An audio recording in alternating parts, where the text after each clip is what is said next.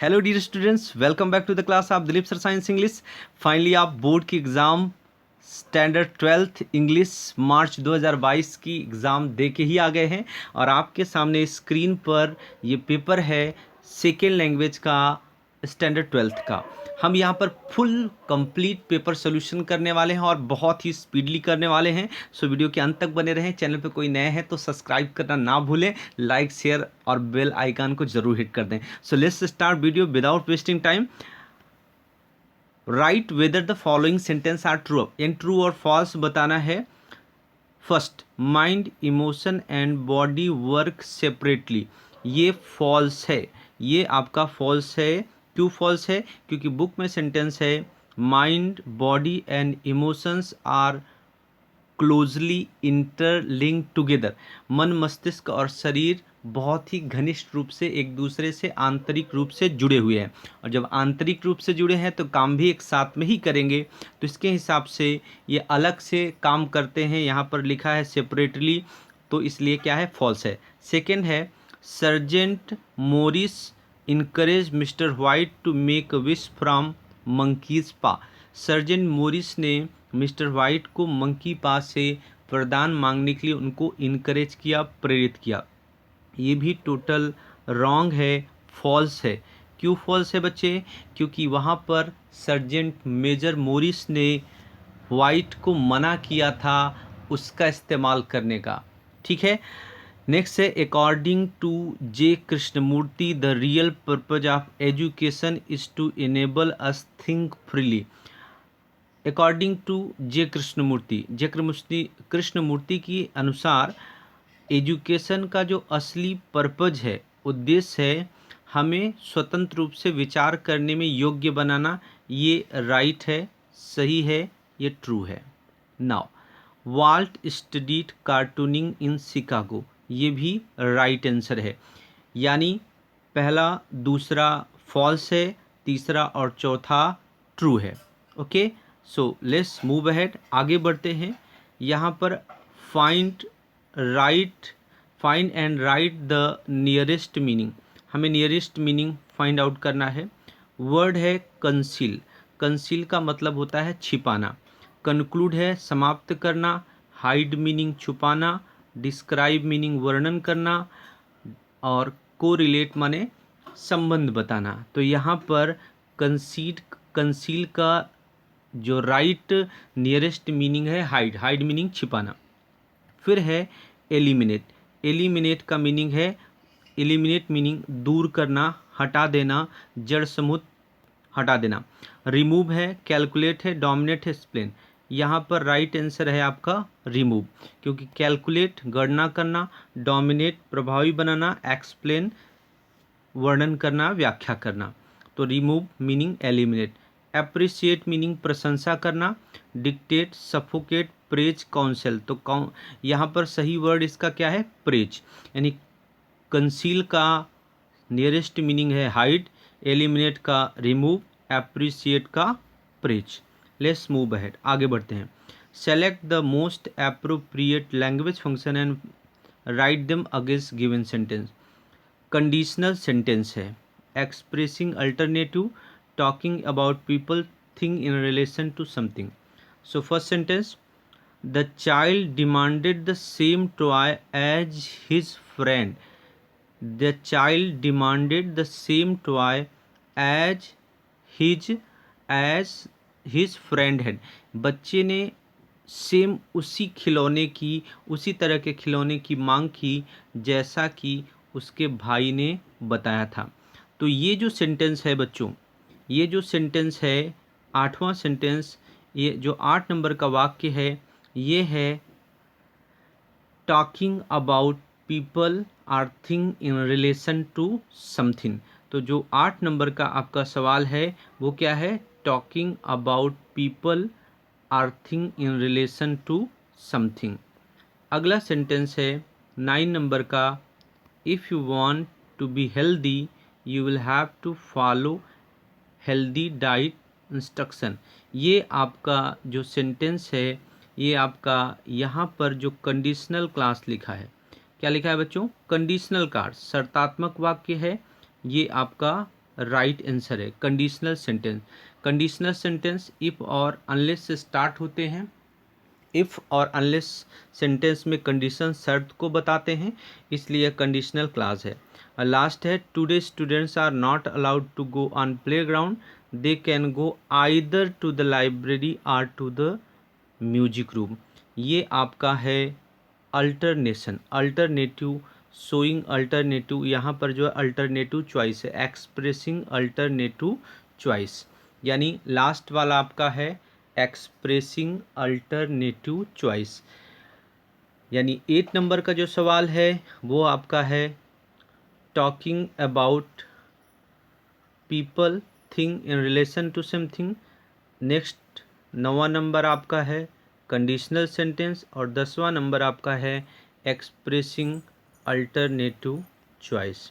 Now अब select and write the appropriate response. यहाँ पर दो लोगों के बीच में बातचीत है, एक जन की बात लिखी है, दूसरे की बात मिसिंग है। मिसिंग बात के लिए फंक्शन ब्रैकेट में लिखा है। आपको उस फंक्शन के अकॉर्डिंग सही सेंटेंस ABCD में से फाइंड आउट करना है। सुमित और आनंद के बीच में बात हो रही है। सुमित ने कहा, in spite of my hard work why can't I score much, मेरे कठिन परिश्रम के बावजूद भी मैं ज़्यादा अंक क्यों नहीं ला सकता। आनंद गिविंग एडवाइस, एडवाइस दे रहे हैं। एडवाइस में don't worry you will look, देखो इसमें ऑप्शन नंबर बी सही है। क्यों? क्योंकि उसमें हैड बेटर आया है। You had better take help from your teacher. Advice के लिए हैड बेटर आए, ऑट टू आए, शुड आए, बाकी और किसी सेंटेंस में नहीं है, इसलिए यही राइट आंसर है। 12 नंबर में जो सेंटेंस है, मोहित और ग्रैंडपा के बीच में बात हो रही है। मोहित ने कहा, grandpa were you champion in your youth, आप क्या हॉकी में अपने जवानी में चैम्पियन थे। ग्रैंडपा ने कहा, yes habitual past, habitual past जब भी रहेगा तब हमें उसमें यूज टू का यूज़ होना ज़रूरी है। तो अब इसमें लास्ट सेंटेंस जो है D, I use to play hockey for school tournament, यानी स्कूल टूर्नामेंट के लिए मैं हॉकी खेलता था। Option number D is the right.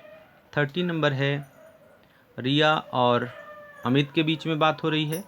रिया ने कहा, Y didn't you start your journey early, अपनी जर्नी आप जल्दी क्यों नहीं शुरू कर दे। अमित गिविंग रीजन बताना है, तो इसमें ऑप्शन नंबर ए सही है। As it was too dark we couldn't start early, जैसा कि बहुत ज़्यादा अंधेरा हो गया है, हम जल्दी नहीं चल सकते, जल्दी चलना शुरू नहीं कर सकते। दूसरे में 2 है, कंट्रास्ट है, और तीसरे में क्या है, तीसरे में इफ से सेंटेंस है और कुड है, वो कप है, यानी ये कंडीशन इन द पास्ट है, ये भी नहीं। It was so dark that, ये रिजल्ट है। So option number A is the right. Now 14 number, mister Pandit why do you people love and respect mister Mehta so much. सेलत शोइंग कंपैरिजन, डिग्री में किसी भी सेंटेंस हो तो first one is not in any degree, पहला sentence किसी degree में नहीं है। दूसरा, as he is very kind people, ये भी नहीं है। ही इज़ वेरी जनरस, ये भी नहीं है। लास्ट वन जो है, very few teachers teach as interestingly as mister Mehta, very few से सेंटेंस स्टार्ट हुआ है। सब्जेक्ट टीचर्स भी प्लूरल में है, और मेन वर्ब टीच, वर्ब की फर्स्ट फॉर्म, ये भी प्लूरल है, और एडजेक्टिव को एज के बीच में लिख दिया गया है। So this is the right answer. Now question number 15, when life becomes too hectic we can end up feeling mentally tied in knots, जब जीवन बहुत व्यस्तता भरा हो जाता है तो हम अपने आप को रस्सी में, गांठों में जकड़ा हुआ महसूस करते हैं मानसिक रूप से। तो इसमें सही आंसर है, how do we feel when life becomes too hectic, जब ज़िंदगी बहुत ज़्यादा व्यस्तता भरी हो जाती है तो हम कैसा महसूस करते हैं। अब क्योंकि व्हेन डू, वाई डू, ये 2 में से तो नहीं होने वाला है, अब व्हाट और हाउ में से होने वाला। What happens when life become too hectic, क्या होता है जब जीवन बहुत व्यस्तता भरा हो जाता है, तो उसमें पूरा आंसर आता है we can end up feeling mentally tired, लेकिन हमें अंडरलाइन वर्ड के लिए आंसर चाहिए, तो राइट आंसर हमारा यही है, how do we feel when life becomes too hectic, हम कैसा महसूस करते हैं जब जीवन बहुत व्यस्तता भरा हो जाता है। Is the right answer. One should follow Covid protocols to be safe. One should follow, अब जब मेन वर्ब के नीचे शुड के बाद जो वर्ब आई है फॉलो, जब वर्ब के नीचे अंडरलाइन हो तो 100% उस वर्ब के लिए हम डू वर्ब का यूज़ करेंगे। तो इसमें ऑप्शन नंबर बी सही है। What should one do to be safe, किसी को सेफ रहने के लिए क्या करना चाहिए। क्वेश्चन नंबर 17 देखते हैं। क्वेश्चन नंबर 17 जो है, every time a new picture was shown at Disneyland. Disneyland क्या है बच्चों, एक प्लेस का नेम है, और जब भी प्लेस रहेगा उसके लिए हमें क्वेश्चन वेयर से बनाना होगा। Where was a new picture shown every time, हर बार नई तस्वीर नई पिक्चर मूवी कहाँ दिखाई जाती थी, डिज्नीलैंड में। Now generally we eat twice a day, twice जब भी फ्रिक्वेंसी बताई रहेगी, क्या बताई रहेगी बच्चों, फ्रिक्वेंसी, रिपीटिशन, तो हमेशा हाउ ऑफन या हाउ मेनी टाइम्स से बनेगा। इसमें option number D is the right. How many times a day do we eat generally, दिन में हम लगभग कितनी बार सामान्य रूप से खाते हैं, तो आंसर मिलेगा 2 टाइम्स। सेक्शन बी पे आ जाते हैं। सेक्शन बी में कॉम्प्रिहेंसिव क्वेश्चन है, पैराग्राफ आपको रीड करना है, उसके बाद उसके नीचे सवालों के जवाब देना है। तो यहाँ पे पहले ही लाइन में लिखा है, आप देख सकते हो, climate change and global warming are dramatically urgent and serious problem. अब यहाँ पे जो क्वेश्चन है, which two problems are discussed earlier, तो कौन सी दो समस्याओं का पहले ही जिक्र हुआ है। आप यहाँ पर आपने देखा climate change and global warming, यानी climate change and global warming are two problems discussed here. Who can help government to find solution to these problem? Each individual, यहीं से ले लेंगे, each individual can help government to find solution to these problems। Clear है। Global warming और क्लाइमेटिस जो change है वो आपका पहला आंसर है, climate change and global warming. और दूसरा आंसर क्या है, ईच इंडिविजुअल कैन प्ले, यानी each individual can help government to find solution. Next जो है, the rulers know that if the government dresses them in khaki what is taught to the workers, workers को क्या सिखाया जाता है। यहाँ पे लाइन है, they are taught that brave man die for their countries honour. तो यहाँ पर आप क्या लिख सकते हो, the workers are taught, they की जगह क्या लिख सकते हो, the workers are taught the brave man die for the country. Workers को क्या सिखाया जाता है कि बहादुर लोग अपने देश के लिए बलिदान कर देते हैं।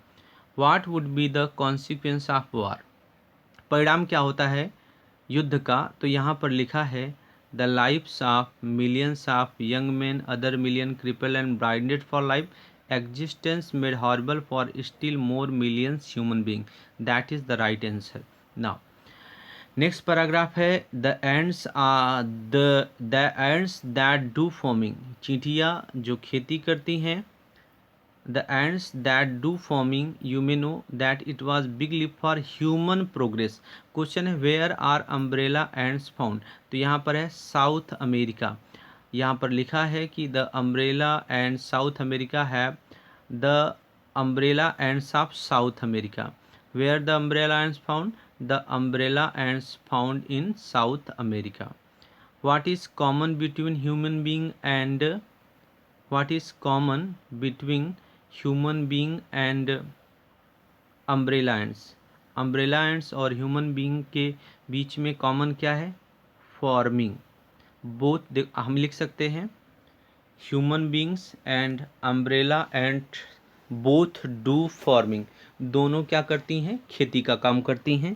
यही क्या है, दोनों में कॉमन चीज़ है। नेक्स्ट क्वेश्चन है, अगला paragraph, I drove the good doctor back to his home. अब क्वेश्चन पे चलते हैं, डायरेक्ट पैराग्राफ आपने पढ़ा ही होगा और मैं आंसर बताता हूँ। What was Nana suffering from, यहाँ पर a sort of dissociative personality disorder, तो आप क्या लिखोगे, Nana was suffering from a sort of dissociative personality disorder, सीधा सही है। अब अगला है according to the doctor due to recovery from disease was nearly impossible, यानी डॉक्टर के अनुसार नाना की एज में, यहाँ पर लिखा है but at nana's age the kind of recoveries nearly impossible, यानी नाना की उम्र में, तो due to old age of nana. अगर आप बना के लिख सकते हैं तो ऐसा लिख सकते हैं due to old age of nana, नाना की अधिक उम्र के कारण, या due to nana's age recovery was almost impossible. ठीक है। सो नेक्स्ट क्या है, of all blessing conferred on mankind a benign province the most useful is the headache। Question है which blessing is the most useful according to the writer, तो यहाँ पर क्या लिखोगे headache, headache is the blessing, headache is the most useful blessing according to the author। Next question है what was the subject of the first specimen letter writing that the right learnt at school।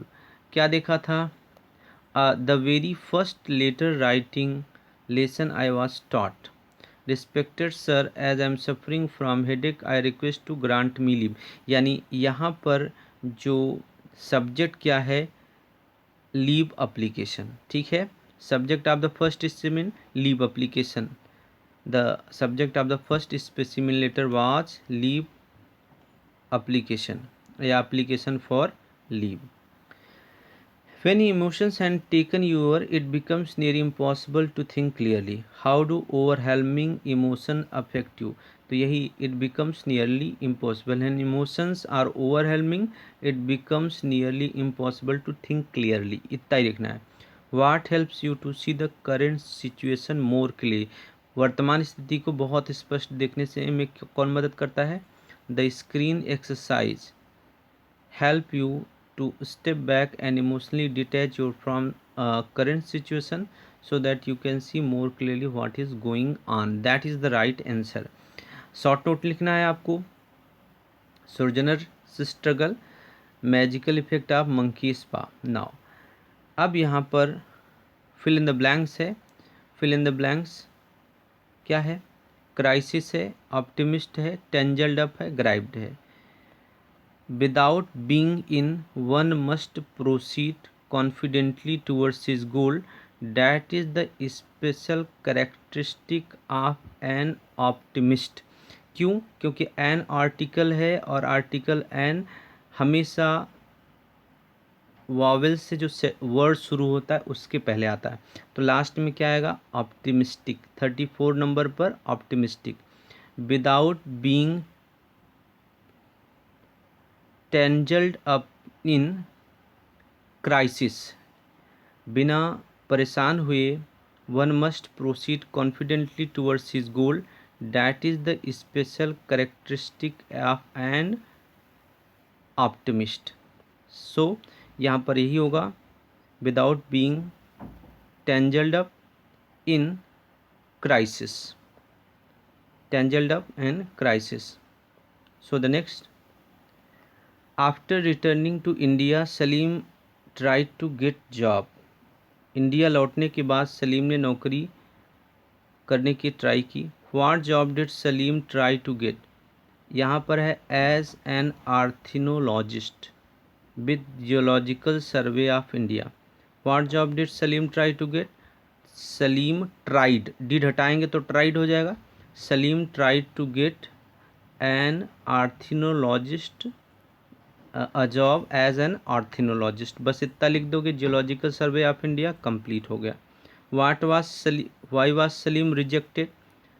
Because he did not have an MSc और PhD degree, इसीलिए उनको क्या कर दिया, having been rejected what did he decide, reject करने के बाद उनने क्या डिसाइड किया, तो यहाँ लिखा है he decided to create an opportunity haven to the Bombay Natural History Society BNHS and offered his service free, फिर मुफ्त में सेवा करने का डिसाइड दिया।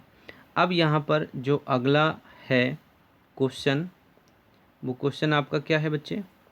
वो क्वेश्चन आपका है having been who was professor statesman.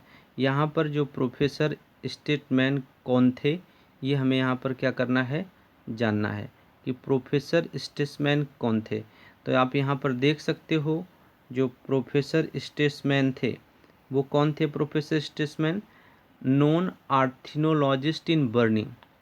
Professor Stresemann a well known ornithologist in Berlin.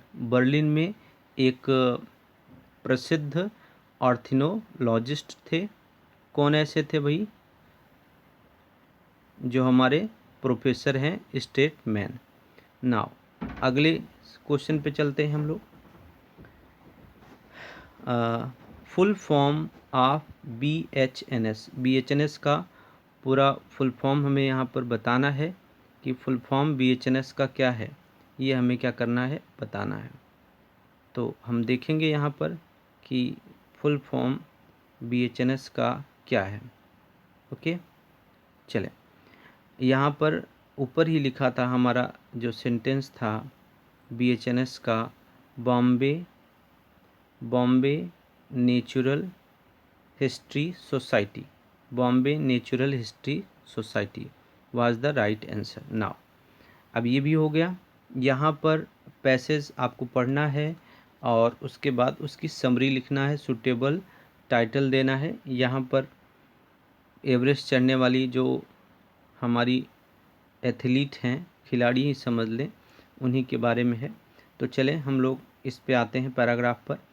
Youth platforms leadership program, what is the name of the youth performance. इसका क्या नाम था? तो ऊपर ही लिखा हुआ है youth platform leadership program.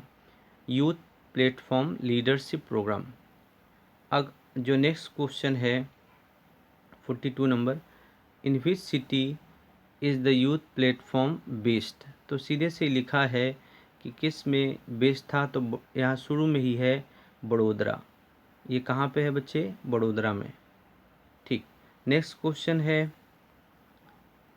What program was conducted by this youth platform. कौन सा प्रोग्राम इस प्लेटफॉर्म के द्वारा कंडक्ट किया गया है? तो यही है leadership program. The leadership program was conducted on this platform. फिर नेक्स्ट क्वेश्चन है who is the founder of the youth platform. Youth platform का फाउंडर कौन है? तो यहीं पे स्टार्टिंग में है छात्र Sansad. Chhatra Sansad is Vadodara based youth platform who recently conducted international national programme, यानी छात्र संसद। उसके बाद which cities did the members travel. कौन सी सिटी से ये मेंबर्स लोग यात्रा करके आए थे? तो लास्ट लाइन में आपको यहाँ पर मिल जाने वाला है कौन कौन से सिटी से लोग आए हैं। You can see here Delhi, Lucknow, Ayodhya and Varanasi. Okay, Delhi, Lucknow, Ayodhya and Varanasi, यहाँ से लोग आए हुए हैं।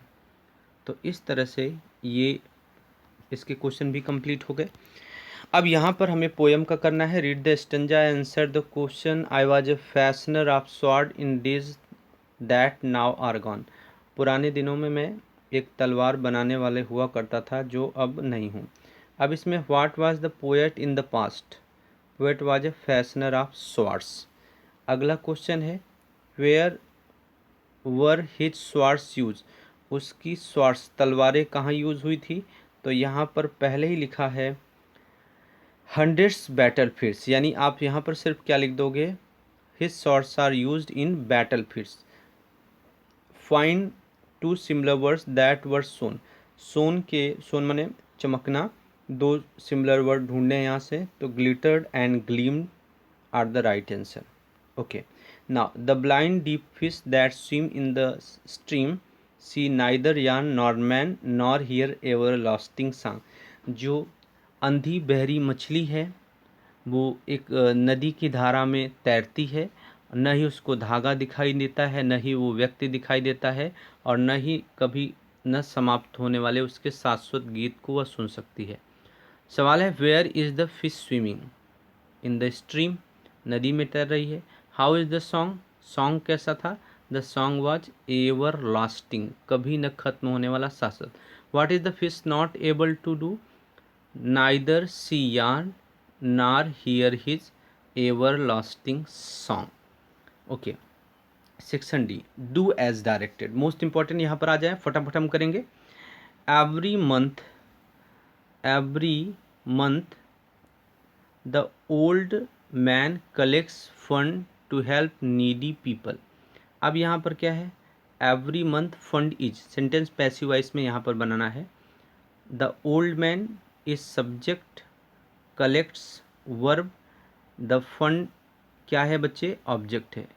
ऑब्जेक्ट को यहाँ स्टार्टिंग में लिख दिया, फंड इज, क्योंकि कलेक्ट्स प्रेजेंट इंडिफिनिट में लिखा है, वर्ब की फर्स्ट फॉर्म है, तो इज एम आर में से यहाँ पर क्या आ जाएगा? इज एम आर में से यहाँ पर आपका आ जाएगा इज।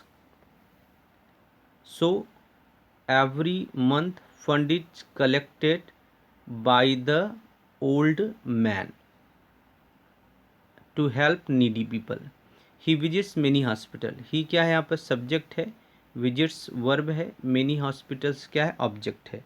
ऑब्जेक्ट को शुरू में लिखेंगे। Hospitals are visited by him, many hospitals are visited by him to distribute fruits. बहुत से हॉस्पिटल की मुलाकात उसके द्वारा फल डिस्ट्रीब्यूट करने के लिए ली जाती थी। So the government is going to award him for his service, इसलिए गवर्नमेंट उसे उसकी सेवा के लिए क्या देने वाली है? अवार्ड देने वाली है। So the government is going to award him for service, so he is to be award by the government for his service. Now next है, the librarian has preserve ancient books, the librarian will preserve, present perfect में है और इसे future perfect में convert करना है, तो has presented की जगह पे क्या हो जाएगा? विल और प्रिजर्व, वर्ब की first form, will preserve. Now अब नेक्स्ट जो सेंटेंस है, ही डज नॉट अलाउ, तो यहाँ पर क्या लिखेंगे? He will not allow any one to touch the same.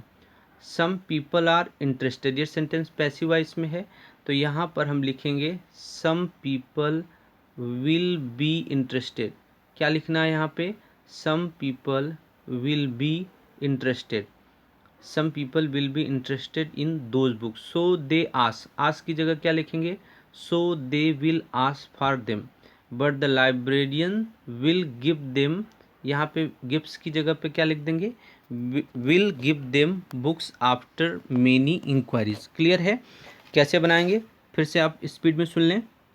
The librarian will preserve, first form, ancient books with great care, he will not allow any one to touch them, some people will be interested in those books, so they will ask for them, but the librarian will give them books after many inquiries. Okay, now अब जो अगली बात है हमारी वो हमें करना है, इनडायरेक्ट में टर्न करना है। पुलिस, और पुलिस कौन है? एट टोल टैक्स प्लाजा पे पुलिस है, और पुलिस और ट्रैवलर के बीच में बातचीत हो रही है। अब ये प्लीज़ से सेंटेंस स्टार्ट हुआ है, रिक्वेस्ट का भाव है, इम्परेटिव सेंटेंस है, तो पुलिस रिक्वेस्टेड ट्रैवलर, प्लीज़ हटा देंगे, सो के पहले टू लगा देंगे। Police requested traveller to show her, to show him, यहाँ मी फर्स्ट पर्सन है, पुलिस के हिसाब से देम आएगा, क्योंकि यहाँ पे पुलिस एक नहीं प्लूरल में होती है, तो यहाँ पर हम लिख देंगे police requested traveller to show them her vaccination certificate. यहाँ हर क्यों लिया आई और की जगह पे? क्योंकि यहाँ पर मैडम लिखा है, यानी ट्रैवलर क्या है? फीमेल है।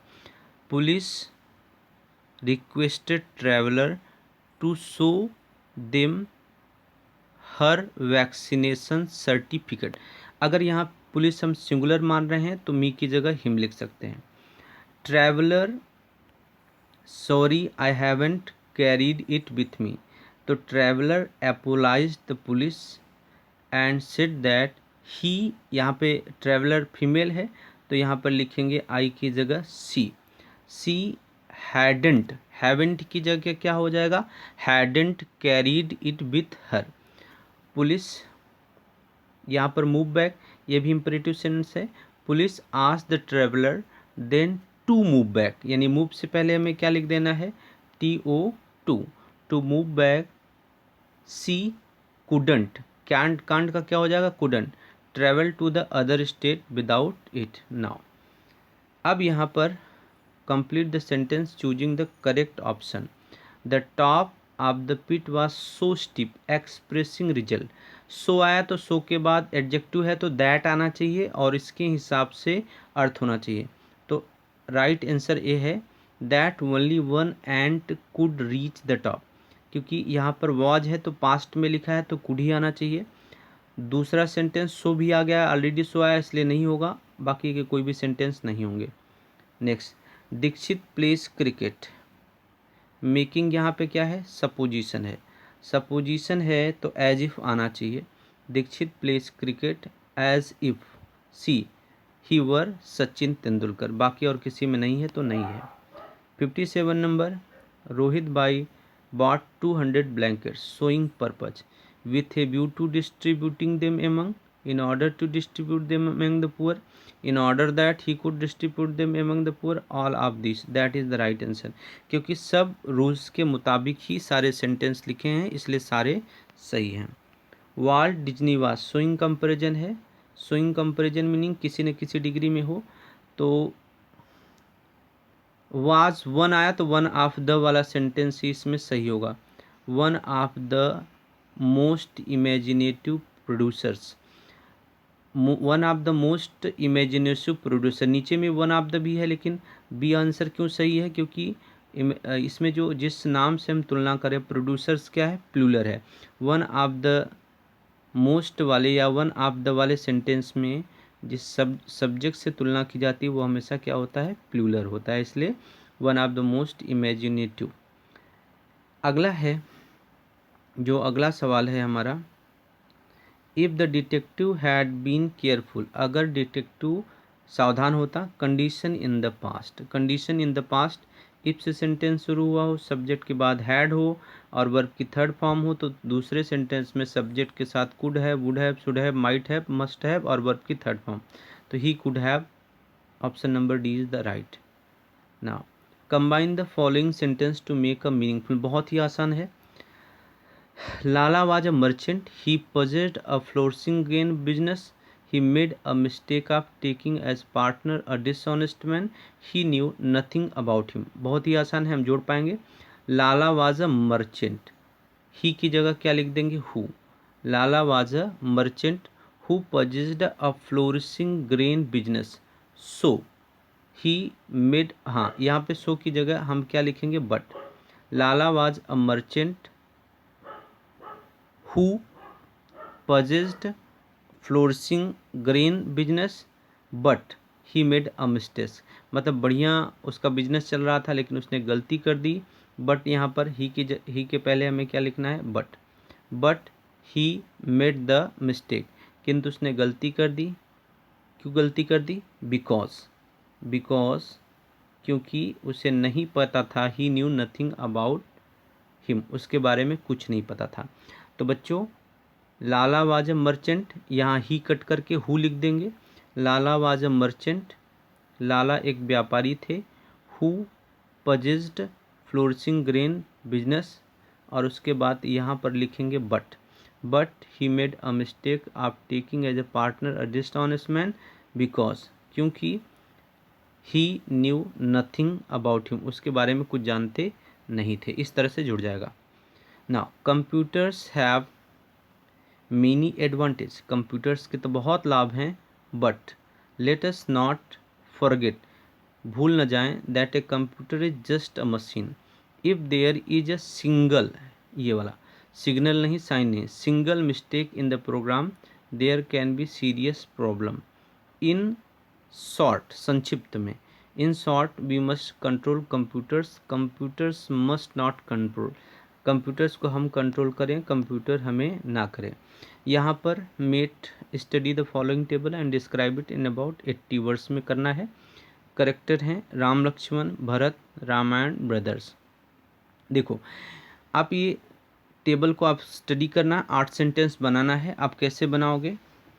This table gives us information about Ramayana, the name of the character, source of story, idol love between. हाँ, तो पहले सेंटेंस बनाओगे Ram Lakshman and Bharat are brothers, the story belongs to Ramayana. इस तरह से हम 8 सेंटेंस क्या करेंगे, बना देंगे। और यहाँ पर आपका माई ग्रैंड पेरेंट्स अच्छा ऐसे आया है। Importance of sports in students life, ये भी है। वुमेन एम्पावरमेंट है। Sujal Patel has a deliver speech during school assembly, benefit of positive attitude.